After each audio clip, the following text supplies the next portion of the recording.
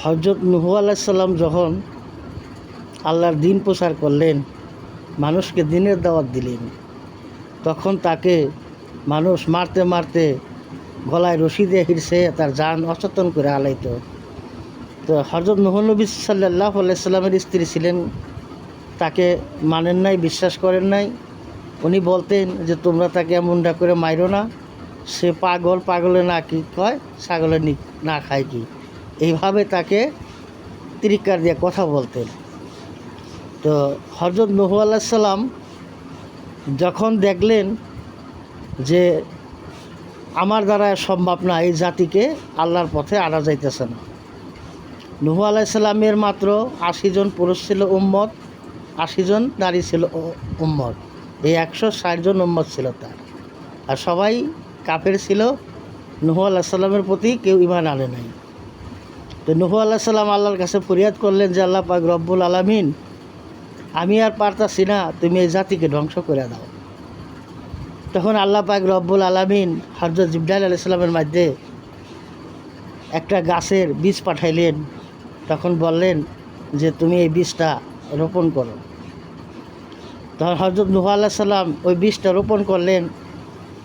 বিরাট এক গাছ হইল, ৪০০ গজ লম্বা, যার আয়তন মোটা ছিল ২০০ গজ। তো আল্লাহ পাক রব্বুল আলামিন জিবরাইল আলাইহিস সালামের মধ্যে আবার জানিয়ে দিলেন যে এই গাছটা কেটে তক্তা বানিয়ে তুমি কিস্তি তৈরি করো।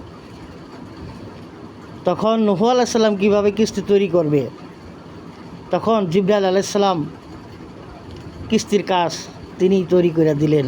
এই কাঠটাকে ফিরে ৭ তক্তা বিশিষ্ট একটা কিস্তি বানাইলেন। যখন ৭ তক্তা বিশিষ্ট একটা কিস্তি তৈরি করলেন, তক্তার মধ্যে এক এক তক্তার মধ্যে এক একজন নাম বেশি উঠল। হযরত ওমরের নাম বেশি উঠল, হযরত আলীর নাম বেশি উঠল, আবু বকর সিদ্দিকের নাম বেশি উঠল, এমনিভাবে অনেক পেগামের নাম বেশি উঠল। তখন কিস্তি বানানো যখন শেষ হইল, ইহুদিরা তারে ঠাট্টা বিদ্রুপ করা শুরু করলো, বিদ্রোহ করলো যে নূহ, তোমার আল্লাহ প্রলোভন, এই আযাব কবে দিব? তো নূহ আলাইহিস সালাম বললেন যে আল্লাহ পাক রব্বুল আলামিন খুব শীঘ্রই তোমাদের প্রতি আযাব পাঠাবেন, তোমাদেরকে ধ্বংস করবেন। তোমরা এতই আগ্রহ আযাবের জন্য? তখন ওই কিস্তির মধ্যে সমস্ত ইহুদিরা পায়খানা করা শুরু করলো। পায়খানা করতে করতে এই কিস্তি বইরা ফেলাইল। তো হঠাৎ করে একদিন এক বুড়ি, চোখে দেখে না, অন্ধ, সেই বুড়ি বলতেছে যে নূহুর কিস্তিতে সবাই আগলো, আমি আগলাম না, আমি একটু আগে আসি। ওই বুড়ি যখন নূহ আলাইহিস সালামের কিস্তিতে হাঁকতে গেলেন, উনি কিস্তিতে পড়ে ডুবে গেলেন। কিছুক্ষণ পরে কিস্তিতে উঠলেন, ১২ বছর এক যুবতী কন্যা হয়ে গেলেন। তখন সমস্ত মানুষ দেখলো যে এই গুয়ে ডুববে সে ১২ বছরের যুবতী হয়ে গেছে। এটা আল্লাহরই খেলা ছিল, আল্লাহর ইচ্ছা ছিল ইহুদিদের এই গু পরিষ্কার করবে, যে আল্লাহর মায়ের দুনিয়ার ভাই। তখন সমস্ত মানুষ ওই গুর মধ্যে ঝাঁপাই পড়ল। কেউ রোগ মুক্তির জন্যে ওই গু নিতে নিতে লাস্টে কিস্তি ধুইয়া পানি নিত। এইভাবে আল্লাহ পাক রব্বুল আলামিন ইহুদিরা এই কিস্তি তৈরি করছে, পরিষ্কার করছে। আল্লাহ পাক রব্বুল আলামিনের খেলা বোঝা বড় ভার। যখন আমি কোনো ভিডিও তৈরি করি, কোনো বিধান বলি, ওইটাকে লিখিও না, আর ওইটাকে মানে রিলসও করি না। আমি সরাসরি ভিডিও করি, সরাসরি বলি।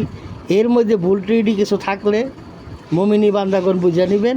মাঝে মাঝে দুই একটা কথা থাইকে গেলে এটাও বুঝে নেবেন, কারণ আমি সবই জানি। ইনশাল্লাহ বলতে গেলে হয়তো দুই একটা ভুল থাইকে যায়।